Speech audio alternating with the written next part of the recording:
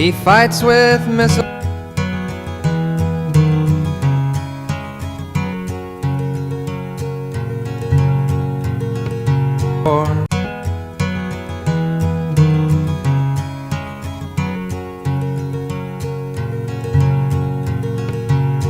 He's 5'2" and he's 6'4". He fights with missiles and with spears.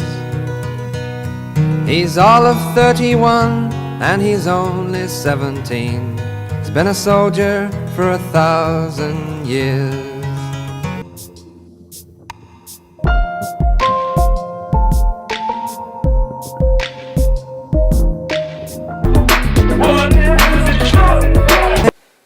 This reporter, Sam Melton, White Eagle, I'm back with you. We have another Just Say No's news update. Today we want to focus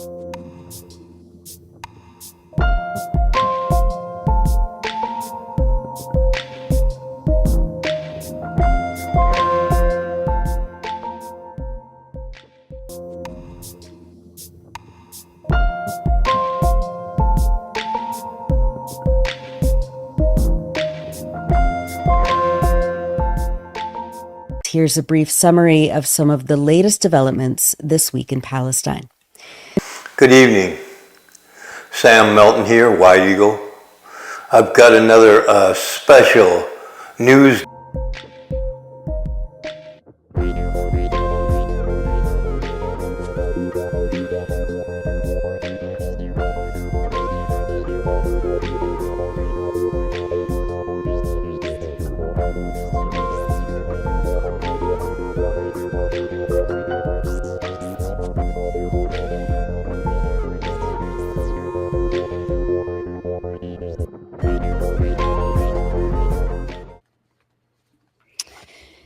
Thank you so much, John. Oh God. That was an incredible report, John. And there's some breaking news. Supposedly, another exclusive story from Barak Ravid at Axios. Apparently, Donald Trump was on the phone to him and said that he is close to making a decision on a massive attack on Iran, strikes that would be bigger than the ones carried out during Operation Epic Fury. Quote, I'm considering a massive attack bigger than ever before. I'm close to making a decision. We are all set for it, the president said. And all Trump set, though, that's doing a lot of work because they're not all set. They're in a worse position than they were when they arrived. Their air defenses are not able to fight a heavy war. They don't have the personnel in the region. They've been pulling people out of the region. I don't think they're ready for that. But what's Barak Ravid's record? He's like 1 for 1,000. So I think. Well, we can assume that he really spoke to Trump and Trump really said this to him. I think that much we can believe. The question is, what's behind it? It seems like, on the one hand, it's another big bluff, but on the other hand, they may try it because it's, they're reckless, escalation after escalation. And they're embarrassed that they've been so humiliated. And have underestimated Iran's capabilities, not just over the last, 5 months, but over the last, 50 years. Yeah. It's pretty extraordinary. And so, this is a reckless, irrational, dangerous administration, like all other U.S. administrations have been. They're also extremely unpredictable and they lie all the time. So, there's a couple of other interesting things in this interview that we'll just throw out there and see if you have thoughts on it. He says, Israel, this is Donald Trump, quote, Israel would join in 2 minutes if I asked them to, but we don't need anybody. And he also said there would be consequences for Israel joining the strikes, hinting at Iranian retaliation. And I find this really interesting, and you can file this under every accusation as a confession. Yeah. Trump says that Iranians want to negotiate but are not ready to make a deal at the moment. They haven't received enough pain yet, he said. I think it really is the other way around. Yeah, the no United kidding. States, at some level, they understand that they've been defeated and they cannot force the Strait of Hormuz open. They cannot force Iran's surrender, but they have not yet fully absorbed that lesson. Yeah.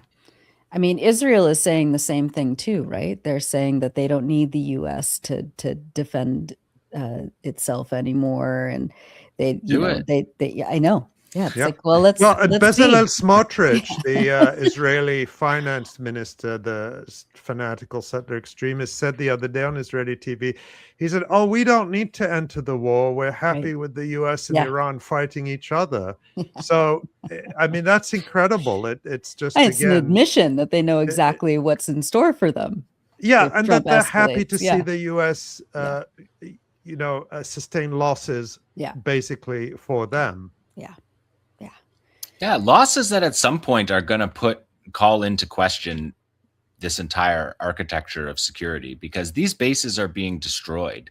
We know from the previous rounds that they were being destroyed already, and now each and every day it's getting more and more. At some point, the question will be very clear to people. Do we rebuild these bases? Is this something they're walking themselves right into this situation, which is what Iran said right from the start. Iran is doing exactly what Iran said they were going to do right from the start. Yeah. Meanwhile, that energy crisis is inching closer and closer. Gas prices, gasoline prices, $100 a barrel now. Yeah, and gasoline prices have shot up again in the United States after falling for a few weeks. They are back up above $4 a gallon. National average, much, much higher in many places. Yeah, it's like $7 a gallon here in California. And the Strategic Petroleum Reserve is heading towards zero. So we're in for very, very turbulent times ahead. And to quote another very well-respected commentator on these issues, no end in sight. All right. Well, I guess we can see what happens and reconvene next week about the geopolitical dumpster fire that the U.S. and Israel is continuing to engage in. Let's, Ali, I know you wanted to talk a little bit about what you've been following in terms of Zohran Mamdani, the mayor of New York City's recent comments about Netanyahu and what it signifies. Yeah, and so for people who are just joining us, a reminder that you're watching and listening to the Electronic Intifada live stream. I'm Ali Abunimah here with Nora Barrows-Friedman and John Elmer. And yes, a lot of people have been following the video that Zohran Mamdani, the mayor of New York City, put out. Of course, he ran on the promise of arresting Benjamin Netanyahu, who is wanted by the ICC. And he put out this video just the other day. I think we should watch it and then we'll react to it and share some thoughts. Let's play it. Benjamin Netanyahu is a war criminal, the architect of a horrific genocide against the Palestinian people. He is responsible for the killing of more than 73,000 people, for the maiming of tens of thousands of children as those who survive undergo amputation without anesthesia, for the targeting of neonatal hospitals and maternity care centers, denying newborns even the chance to live, for the countless people he starved as he blocked food and humanitarian aid from reaching them, for the gunning down of hundreds of aid workers and journalists. And just last month, the UN confirmed that Palestinian children continue to be deliberately targeted and killed by Israeli armed forces, more than 8 months after the so-called ceasefire. The list goes on and on, all as we, as Americans, pay for the bombs that do the killing. There is a reason the International Criminal Court issued a warrant for his arrest. As human beings, we have spent generations building a shared understanding that there are crimes so grave they offend all of humanity. Anyone, with their eyes, with their heart, with their conscience, should recognize the devastation he has wrought and understand that he belongs before a court of law. As I've said, I agree with the ICC that Benjamin Netanyahu should be arrested and tried for his crimes, as I do for anyone else charged by the ICC. My administration has reviewed every avenue available under applicable law to determine whether New York City could execute the International Criminal Court's arrest warrant if Benjamin Netanyahu came here. It is clear that we do not have the independent legal authority to enforce this warrant. The federal government, however, does, and I call on them to join the ICC and execute this warrant. And I want to be equally clear. Benjamin Netanyahu is not welcome in New York City, nor is any other war criminal at large. While we cannot end the genocide on our own, we can decide whether our silence will become another weapon, and we can examine every tool we have to defend the humanity and dignity of all people. That is my commitment to you. General thoughts, Ali. I think it's extraordinary for a senior elected politician, not senior, he's the mayor of New York City. Yes, it's a prominent role, but highly prominent, highly visible public official to make such a statement, to say that Benjamin Netanyahu is the architect of a genocide, is a war criminal, and he should be arrested. And I think it sets the standard for politicians, not just around the United States, but around the world. And I'll say some more about that a little bit later. But what puzzles me is that there has been a lot of vociferous, I don't know if it's, I think it's a minority, but still vociferous criticism. And of course, I've criticized Zohran Mamdani for many things, and I will continue to do so.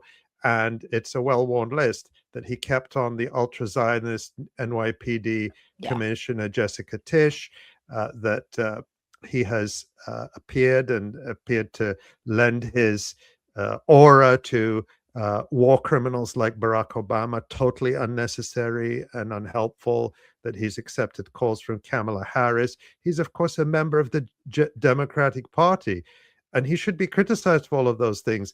But people want me to be mad at this statement. I'm not. I think this is a great statement, and it sets a standard. That's how I feel about it. And of course, I don't think it was ever very realistic that he could arrest Benjamin Netanyahu. I think it was good that he stated that as a goal. I think he probably did ask the New York City Law Department to examine if there was a legal way to do it, and they probably told him there wasn't. But even if there was a legal way, what are people expecting? Are they expecting the NYPD to engage in a shootout with the U.S. Secret Service and the FBI and the Israeli security who would be protecting Netanyahu? So it's just very strange that that this is what people have chosen to be upset about. This is a historic statement in many ways. That's my view. Yeah, I mean, he's right. I mean, this is a federal issue. You know, the federal police should arrest Israel's prime minister, which he said Benjamin that the Netanyahu, federal government should arrest Netanyahu. They should do it. There is he is a war crimes fugitive. There is an open indictment and warrant for his arrest. And it's up to the will of, you know, these legal authorities to do the right thing. And I think what Mamdani said, I agree. It sets the standard. I think that this is now the bar that other mayors, congresspeople, senators should aspire to. I mean, you know, that statement went viral. It said things that we've all been saying. It is not the be all end all of political, you know, aspirations, but it is a standard that should now be met and elevated to actual material action, to drag these war crimes fugitives into The Hague. And I know that the US is now trying to pull out of the ICC and trying to denigrate the jurisdiction of international legal bodies. But it's still here. We should still be able to use it to prosecute these genocidal maniacs who are fugitives from international law. Yeah, it's just the kind of statement that is so basic that I think a lot of people were just like, why did we not hear that in October of 2023? From like speaking to you from Canada, from a country that doesn't really have anything at stake in this, war. It was just amazing that no politician, not one, could make this points of fact that he made. Just the basic points of fact, just like to say that you've been watching what we all are watching, that you're part of the same world that we're all a part of. And it just never happened. And it was just all one of the things that was really one of the many things that was shocking about this genocide is that just the most basic, like the ICC thing, trying to arrest Netanyahu, that is one thing, but even just the plain speaking from institutions, from elected officials, the absence of that, I think, is what is really shows in that video when you see it and you see like, hey, we've never, first of all, those are all basic points, right, about the genocide. That we just have never seen that before is just a damning indictment. And one of the darkest aspects of this genocide is that nobody in these positions acted like they cared. Even if they were faking it, they didn't believe that that was necessary. And the effect it's had is extraordinary. When I looked earlier this morning, just on Twitter X, that video had 83 million views. It had 2.4 million views on YouTube, 1.3 million likes on Twitter. And that's just the original copies on the official accounts. It's, of course, been copied and posted probably millions more times and broadcast around the world. And the impact of that just cannot be underestimated and should not be dismissed, even if you are critical, as I am and have been, of Zohran Mamdani for many other things. I think it's just so dismissive of the efforts that people have been making at the grassroots for years to push politicians and push the political system to, as John said, just acknowledge these basic realities. And the fact that now the mayor of New York City, traditionally a position where you have had the most fanatically pro-Israel politicians in the world occupy that post, to be able to say these things is not a small thing. And it is significant to Palestinians. Even Palestinians who are critical of Mamdani, including Palestinian activists in New York, who have rightly pushed him and constantly push him. It is significant. And if people want to denigrate that achievement, they also denigrate the work people have been doing at the grassroots to change the discourse and change the public standards. And I just want to again, keeping in mind what Nora, what you and John said, compare and contrast. Okay, just keep in mind Mamdani calling Netanyahu a war criminal, the architect of the genocide, and calling on the United States government to arrest him. Well, let's take a look at the new British government. The new Prime Minister Andy Burnham. Let's look at this, Tamara, this article from The Guardian. Many people have seen this report. Andy Burnham apologizes for Labour's stance on Gaza and says it didn't get it right. In other words, that the Labour shooting Party, and crying. The Labour Party wasn't harsh enough on Israel. Well, what does the Guardian report? It says, the prime minister in waiting, now prime minister, because this was a few days ago, the prime minister in waiting told The Guardian he would put more pressure on the Israeli government, including through further sanctions on individuals and entities, as well as a potential ban on the trade of goods with illegal settlements. The most minimal, insignificant measures that should have been done decades ago still haven't been done, and which don't actually address the genocide. Because yes, there should be a ban on settlement goods, but what does that have to do with the genocide in Gaza? And then they have this quote from Andy Burnham. He says, I know many people feel that at the start of Israel's military action in Gaza, it is July 2026, and he's saying Israel's military action in Gaza, not genocide, not war crimes. So at the start of Israel's military action in Gaza, my party didn't get it right, and I'm sorry about that. The response has too often not been good enough. We need to do better. Just pablum with no specifics. Where is Andy Burnham's call on someone who actually has the power to arrest Netanyahu if he were to set foot in the UK or to pass through British airspace? Andy Burnham has the power right now to order the Royal Air Force to stop aiding and abetting the genocide with surveillance flights and intelligence and so on. And they're not even doing that.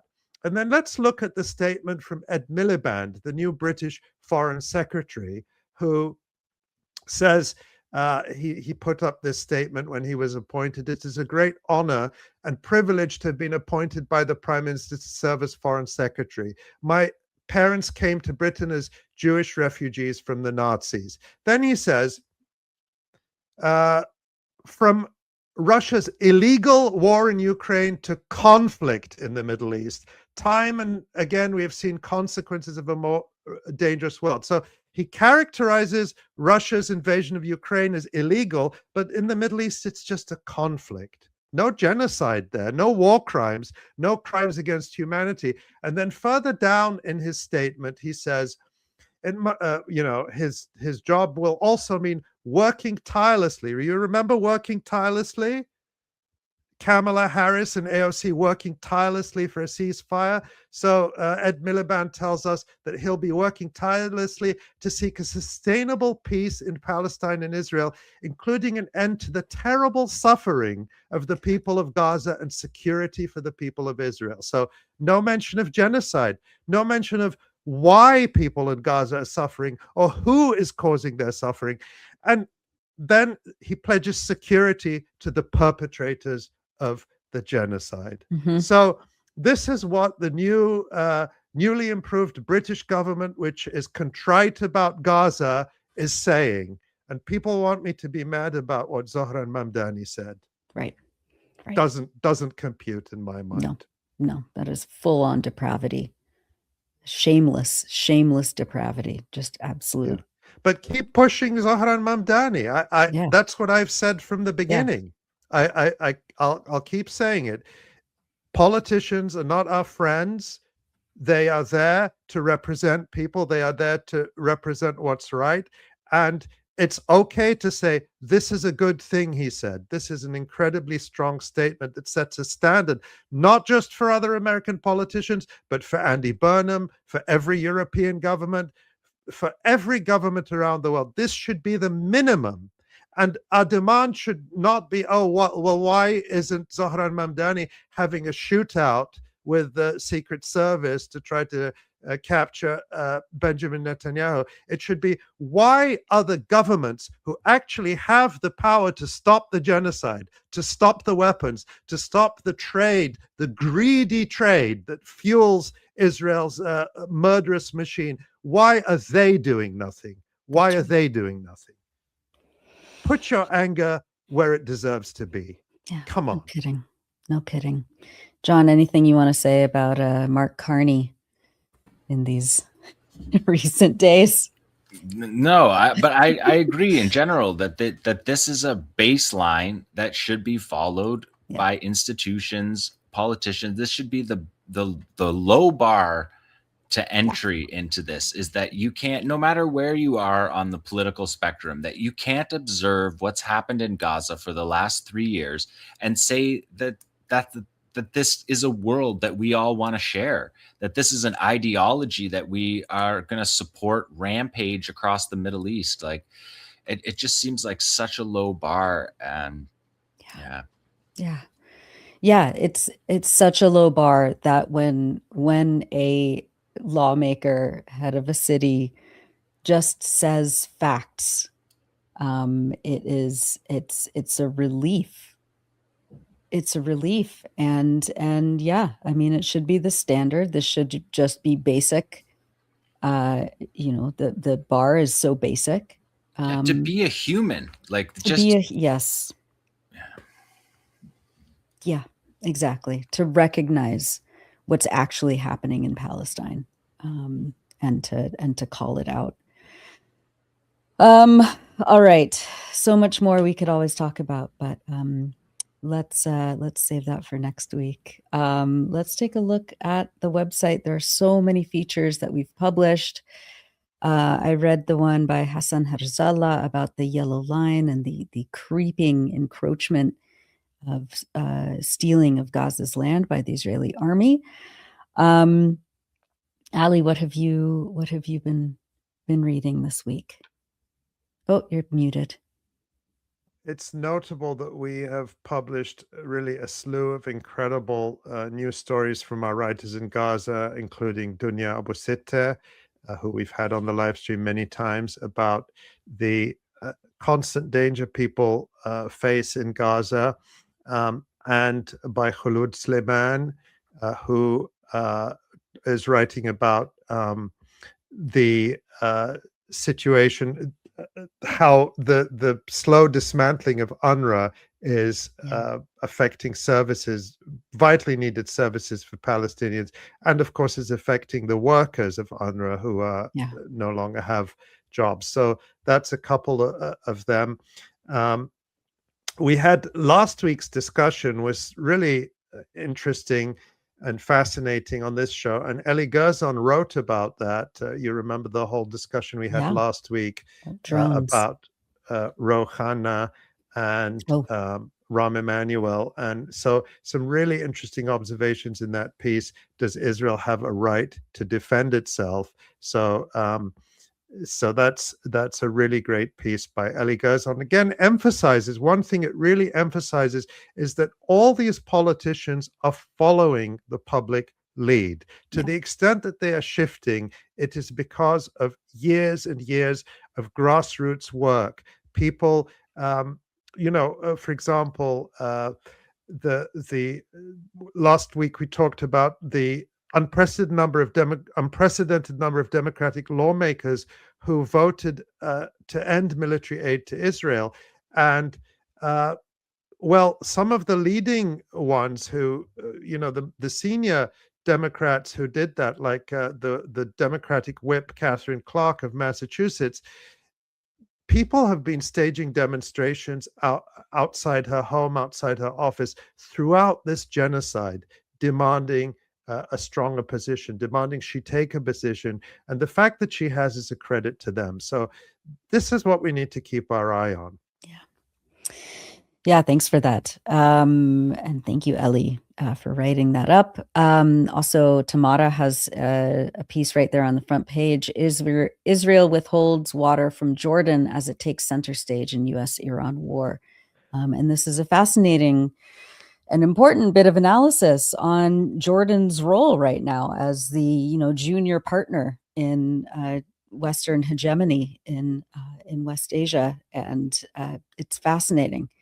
And I just wanted to thank Tamara for diving into that. How Jordan is sacrificing its own people to sustain its partnership. Yeah, it's another example of no matter how much you bend over backwards for the empire, right, you do not really get rewarded for it. And Jordan is certainly not in a great position now, having become the focus of attacks as U.S. assets are moved there. Of course, Jordan doesn't. Jordan's position is that there are no U.S. bases in Jordan, but it doesn't deny that there are U.S. forces in Jordan. So call that what you like. But as U.S. forces are moved there, Jordan is in the firing line, and Israel is adding to the pressure by slowing the supply of water in what is one of the world's most water-starved countries. So really interesting piece of analysis from Tamara Nassar. Incredible. And so much more. I know our colleague Dave Cronin also published something. So yeah. And yeah, Dave, of course, on the EU beat and digging up the dirt with the Freedom of Information requests. And I did a fascinating interview, which we've posted separately on the Electronic Intifada YouTube channel with Omar Shakir, the executive director of the human rights group Dawn, and Tariq Raouf, who is one of the co-founders of the group's Taxpayers Alliance Against Genocide. And they have just filed a lawsuit in federal court against the Trump administration because of the sanctions that the Trump administration has imposed on ICC judges and prosecutors, on Francesca Albanese, the UN Special Rapporteur, and on 3 prominent Palestinian human rights groups, the Palestinian Center for Human Rights, Al-Mizan and Al-Haq. And they argue that these sanctions are actually a violation of the rights of US citizens, because they, as American citizens and US-based human rights groups, have had to stop working with these groups to compile evidence of Israeli war crimes to share with the ICC, because under a Trump executive order, US citizens could face up to 20 years in prison and $1 million in fines for cooperating with these sanctioned bodies, which is a violation of the First Amendment. And we actually just have a little clip from that interview that we wanted to show. Excellent. This is Tariq Raouf from Taxpayers Alliance Against Genocide. Since these executive orders, we've completely paused all of our work, and it breaks my heart, honestly, because my family members were amongst those killed at places like the GHF. Tariq, what would it mean to you and to TAG to win this lawsuit? It would mean that Americans like myself could continue doing their work with international organizations and foreign nationals that know how to try and hold entities like the US accountable for their crimes. Winning something like this would mean not only that would Palestinians be able to seek justice for the way that the United States has brought so much terror and violence against us, but sanctions aren't only about not working with the ICC specifically on things regarding to Palestine, right? The United States is guilty for violence across the globe in multiple countries. So winning a case like this would mean that multiple different people from different nationalities can try and hold the US accountable for the crimes that they commit in other nations where the Rome Statute applies. And for me personally, it means that I can finally try to get justice for the 49 family members that the United States killed. Yeah, he's extraordinary. And it's an extraordinarily important lawsuit for defending free speech for everyone. And you can listen to the whole interview on the YouTube channel. You can see that Americans could face prison for speaking out. And you can read the article and watch the video on the Electronic Intifada website. The article is called "Lawsuit Challenges Trump Threat to Imprison Americans for Gaza Advocacy." So please do check that out, as well as all the other incredible journalism, analysis, and features by our writers in Gaza and our colleagues around the world. Thank you for doing that. And as always, let's thank people who are supporting this project and making sure that this publication is staying afloat in these extremely turbulent times.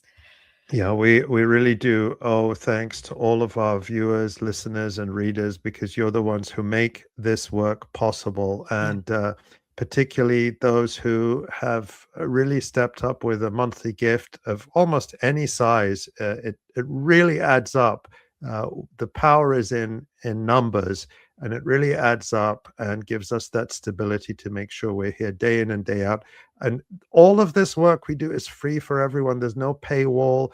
You don't have to, there's no paid subscription. This is information, all of John's analysis, all those incredible articles, the news that Nora does, everything free for everyone in the world, because our mission is to educate and inform people. And some of the people who make that possible, actually during the show, we had a few gifts which we're very grateful for. Eric, Barbara, Richard, Margaret, and over the last few days, Adrian and Jonathan, Paulina, Rifat, and Wendy. And some of our monthly donors include Dario, Thomas, Heidi, Mary, James, Andrew, Hamid, Pascal, and Colin. To each and every one of you, and of course those I didn't name, we're so grateful. If you'd like to make a gift now or at any time, go to electronicintifada.net and you can click donate now, or you can find links in the description of the YouTube video. Thank you to each and every one. Indeed. Thank you all. Again, electronicintifada.net. You can find the links down below this video. I want to thank, of course, Tamara Nassar for producing and directing this show and all of the work she does before and after these live streams. Thank you, Tamara. Thank you, Ellie Gerzon, for social media production. Thanks to Pierre Loisel for radio production. Thank you to all of our colleagues at the Electronic Intifada and our contributors, of course, especially those in Gaza. And on behalf of myself, John, Ali, and Tamara, thank you all, and we will see you next week. Now, footage has emerged which shows Israeli forces killing 2 Palestinian men in the West Bank after they appeared to surrender. The men are seen leaving a building and lying on the ground in front of Israeli forces in the northern city of Jenin. Palestinian authorities have identified them as 26-year-old Al-Muntasir Abdullah and 27-year-old Youssef Assasa. Both men lift their T-shirts, they hold their hands in the air, apparently to show that they were not carrying weapons or explosives. The Israeli soldiers then appeared to order the men back inside the building before they were shot. Our Middle East correspondent Adam Parsons is in Jerusalem and has the latest. As so often, you have a massive schism, frankly, between the two sides, because there is outrage among Palestinian communities at what they see as an extrajudicial killing by Israeli forces. This was carried out by the Israeli border police, who actually operate under the auspices of the IDF, and there were Israeli military troops there as well at this moment. This was all part of a very, very big series of activities in the Jenin area, which has long been a scene of tension between Israel, which of course occupies the West Bank through its military, and Palestinians who have pushed back against that occupation. So Israel will describe these people as having been terrorists. The Palestinians, I'm sure, will push back against that, and they will look at that video and say these were people who were trying to surrender at the time, and already a number of legal experts in the West Bank have accused Israel of either an extrajudicial killing or, in some more pointed comments, a war crime by shooting a prisoner who is in the process of trying to surrender. So this has real combustible potential at a time when tensions are high in the West Bank. Now, the Israelis deny all of that. Itamar Ben-Gvir, the very far-right minister in charge of national security, says that, quote, terrorists must die, and offered his full support to the IDF and the border police. And the IDF has put out a statement. Let me read it to you. It says, the wanted individuals were affiliated with a terror network in the area of Jenin. The forces entered the area, enclosed the structure in which the suspects were located, and initiated a surrender procedure that lasted several hours. Following their exit, fire was directed towards the suspects. The incident is under review by the commanders on the ground, and will be transferred to the relevant professional bodies. Now, some of that, I guess, is unarguable. They were clearly in a building. There was a process that was calling for their surrender, and fire very clearly did happen. The question is the circumstances at the end. The Israeli politicians who are, as I say, cheerleading for this, Itamar Ben-Gvir among them, have offered full, unqualified support to the border police and the IDF. I understand that the border police are saying that the two suspects were trying to get back into the building. Others will look at the video and say this, prima facie, is an execution. Palestinians don't really want us to be here. People say that settlements are not good for peace, it's not good, but I say if we won't be there and if we'll give all the settlements to them, then Tel Aviv and Herzliya are going to be under bombs. These people are the ones you hear about. The Israeli settlers, some 700,000 Jews living within the West Bank. We are here, it's our country, it's Israel, that's it. Jews are not guests here. We're the indigenous people that came back to the land where our forefathers thrived. But who are they? What do they believe? If you grow up here as a Jew, you grow up constantly with that sense of fear. Molotov cocktails, there's shootings, there's 2 boys from my town that were murdered. We went to find out, talking to them and then meeting the Arabs who they are pushing out. And up there you can see the Israeli flag. That's where there's an illegal settlement. The kids will come through here armed. One of the kids here has a machine gun. Where they broke the pipe, you've got water shooting out. Living in the desert, it's vital to their survival. If you want to know who the settlers really are, come with us to the West Bank.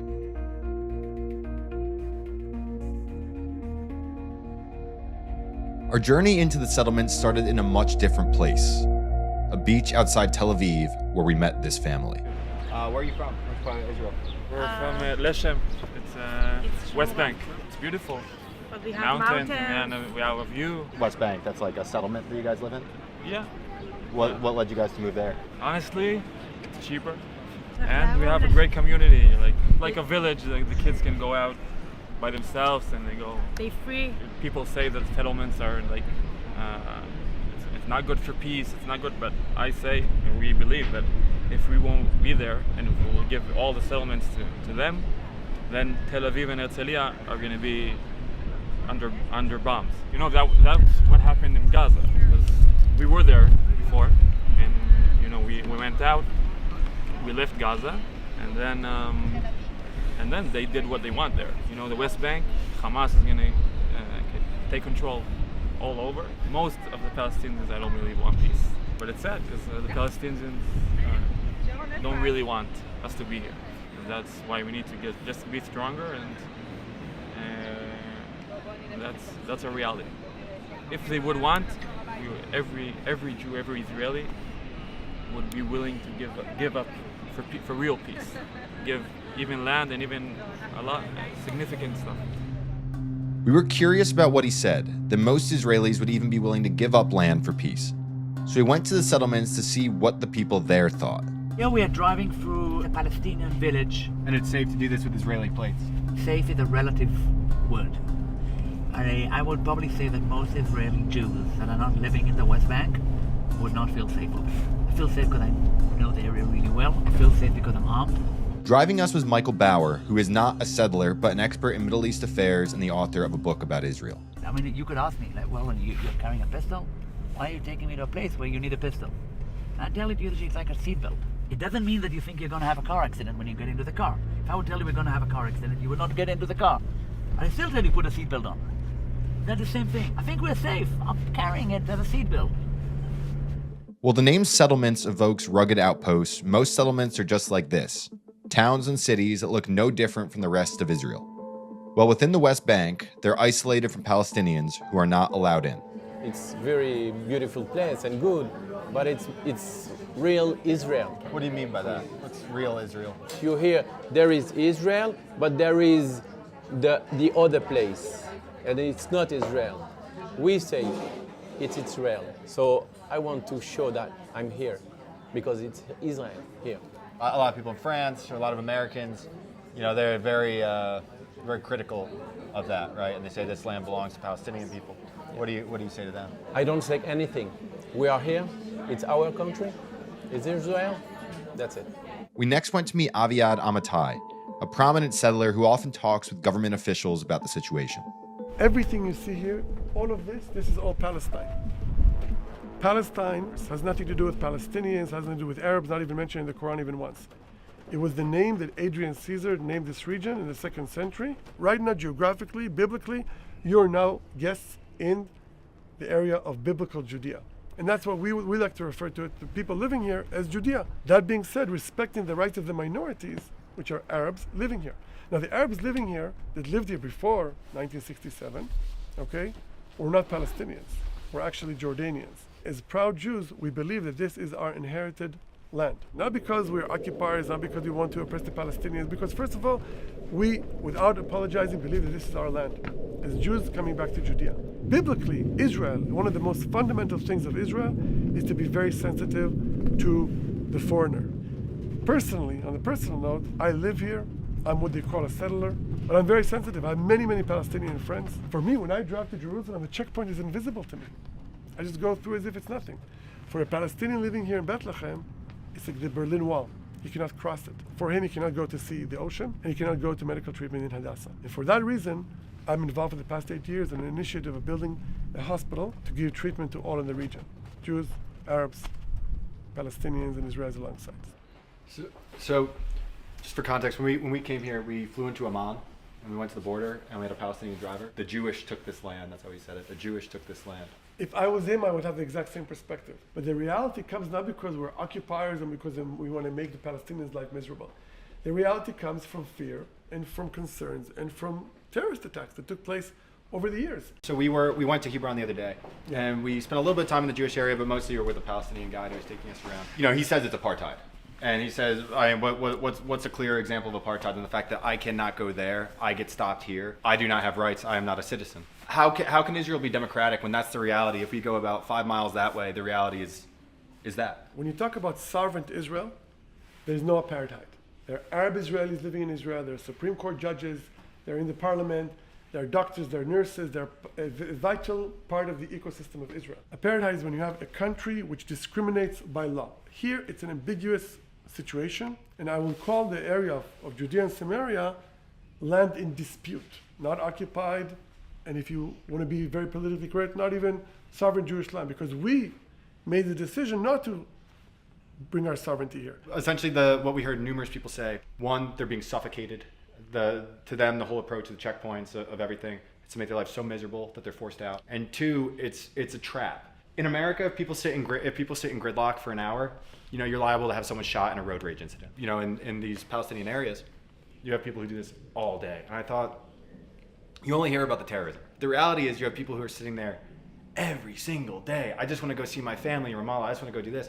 And they just sit there in traffic and they're like, oh my God, I can't get there. I'm trying to get to the hospital. I can't do this. I can't do this. One of them, you know, or whatever number of them, you know, get angry enough to go kill someone. I know there's more than that. I know it's much bigger. You know, it's terrorism, right? Yeah. It's not just about killing someone. It's a political statement. But that you have a situation that's kind of set up for them to fail. It seems like an impossible situation for them that's getting more impossible constantly. So even if it's coexistence, even if they're not trying to go anywhere, even if the goal isn't to push them out, right, there's all these systemic things that the inevitable outcome is them being pushed out. How frustrating is it to stand in these annoying lines in TSA? Take off your shoes, they pat you down. How many times did you go through that? Are you a terrorist? 99.9% of the people traveling in the US, around the world, are going through these terrible procedures because of the 0.001% of the fear of terrorism. This is the reality of Palestinians abusing sometimes the freedom, taking a knife, going to the intersection here and stabbing Jews. This is something that we almost got used to. It's tragic to say, but we almost got, oh, there's another terrorist attack, another shooting. The difference is we're very prepared, we're very used to it, and we usually intercept it within 30 seconds, within a minute. Well, from Hebron, we went to the refugee camp south of there. It would seem like there was palpable fear of Israelis. Talking about the settler violence. 90% of the people that I know in my circles, when you see the atrocities, and I would call it by its name, of Israeli extremists, which take their law to their hands, if they're the edge of society and they are abusing their force, if it's uprooting trees or harassing Palestinians. And I heard stories from Palestinian friends. They told me how his son was chased in a car and Israeli settlers shooting at him. I said, I can't believe what you're describing to me. This is unheard of, unbelievable. These guys need to be in prison. This is not the majority. And I think that you're doing a lot of justice by coming here and meeting the people to see, and you'll meet other people today as well, to see that in the end of the day, the majority of the settler movement, the settler people, believe in coexistence, believe in the idea of living together with the Palestinians, because in the end of the day, they're not going anywhere, we're not going anywhere. Now, if you appreciate our efforts to capture this issue, one of the world's most complex, without bias or fear, please hit that subscribe button. We've got a lot more coming out, but this video really encapsulates our approach to the news. Just talking to people and trying to capture the world without bias or fear. Aviad downplayed the violent element of the settler movement. However, it is real, and we get to that later in this video.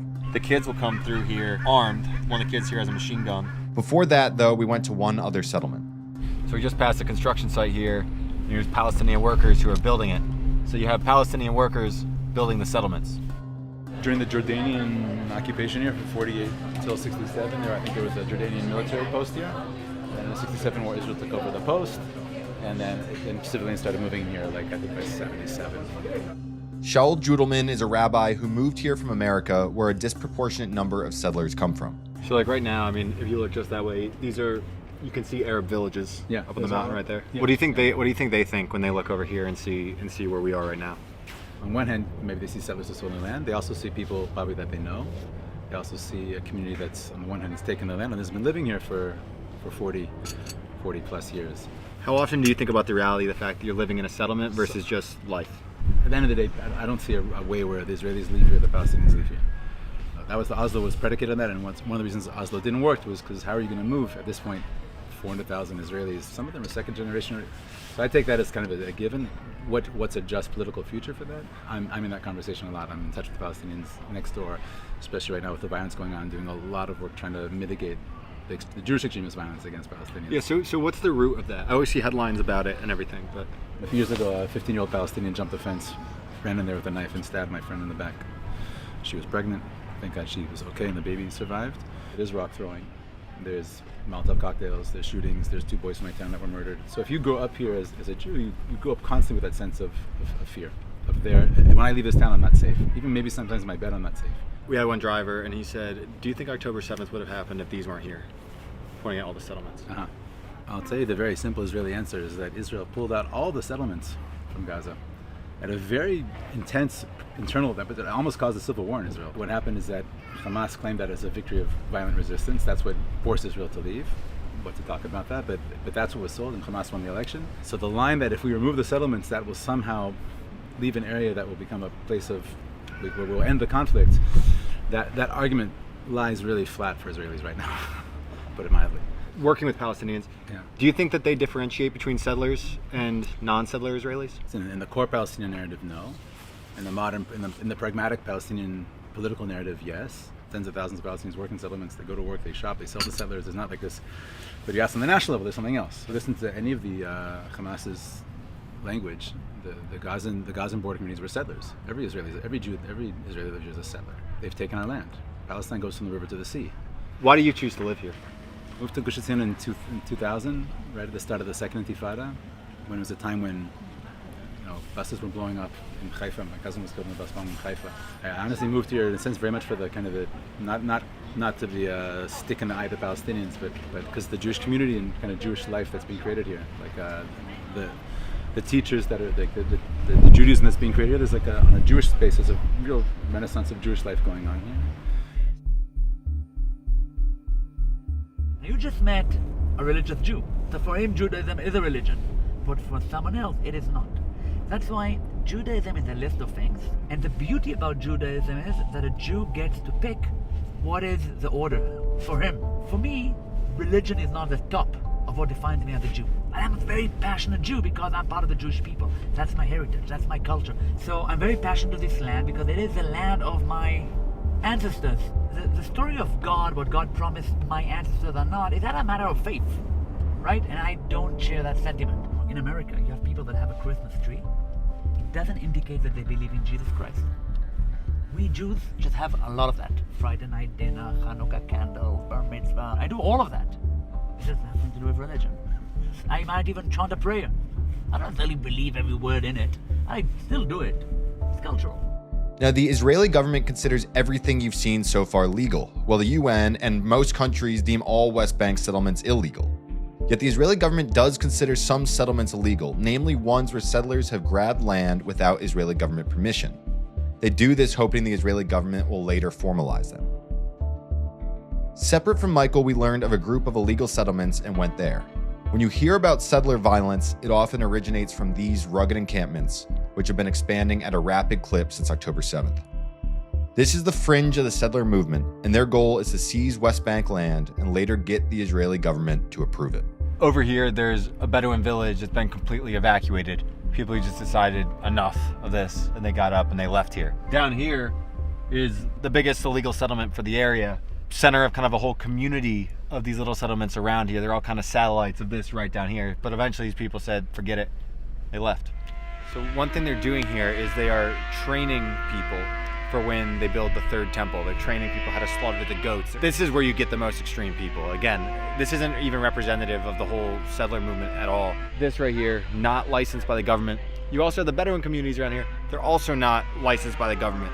They're all kind of operating in this gray area, which is leading to a lot of the conflict you have between these communities. Directly beneath the new settlement, we met this Arab family who's been getting harassed by the new gun-toting settlers. They've got solar panels here and they've got a pipe, but they're very vulnerable. When the people come through, the settler kids, they can kind of do what they want. In this case, showing us a picture where they broke the pipe. You've got water shooting out. Obviously here, living in the desert, you need to have a pipe. It's vital to their survival. Up there you can see the Israeli flag. That's where there's an illegal settlement. Showing us here, the kids will come through here armed. They've got one of the kids here has a machine gun. This is right here in front of us. These are like the cowboys of the settler movement, the extreme ones who are moving out here, settling these hilltops. And then you have people living in here, very poor people, Arab people living here at the bottom of the hills.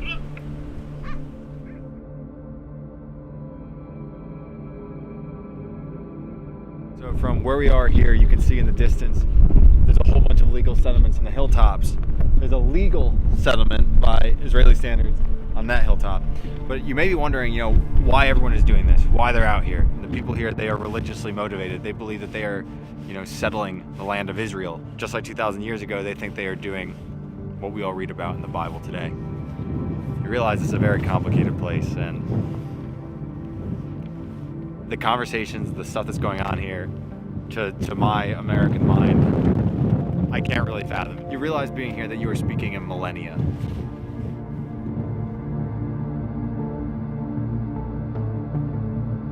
Thank you for watching this video. If you're still here, I'd like to take a moment to ask you to do two things. One is subscribe, and two is consider joining our Substack. Videos like this are important, but making them isn't cheap. They're often demonetized and advertisers won't touch them. If it weren't for our Substack subscribers, this trip would not have happened. As you sign up for a Substack, you'll get our daily news reporting, long-form journalism, and extended conversations that we don't put on YouTube. You can join at the QR code above or link in the description. Thank you all for supporting Roka News. Thank you for considering joining the Substack, and make sure to subscribe because we aren't done yet with the Middle East. We've still got 4 of our best and most interesting videos from Israel yet to come. Thank you for watching.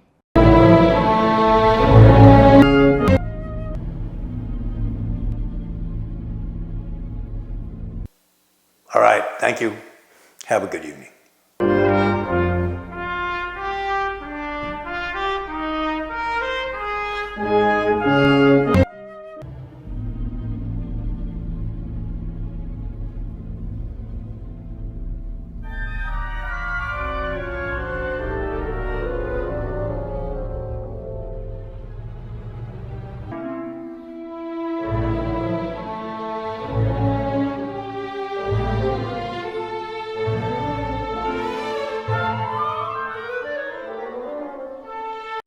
Thank you.